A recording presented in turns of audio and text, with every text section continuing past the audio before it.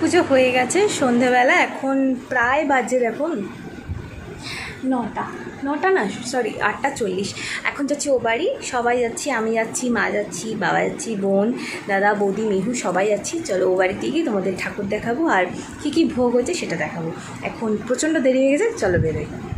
বেরিয়ে গেছি, কিন্তু মেহুর খুব ঘুম পেয়ে গেছে, ঘুম পেয়ে গেছে, তোমার ওর খুব ঘুম পেয়ে গেছে, খিদেও পেয়ে গেছে, কারণ ওর ডিনারের টাইম হলো 8:30 আর সেটা বেরিয়ে গেছে। কী হয়েছে বাবা, আজকে নিজে নিজে হামি দিয়েছে। চলো যাই ওদের বাড়ি। এই যে আমরা সবাই চলে এসেছি, মুড়ি খাচ্ছি, দেখানো হয়নি। এটা হলো ঠাকুর, এটা হলো ঠাকুর ঘর।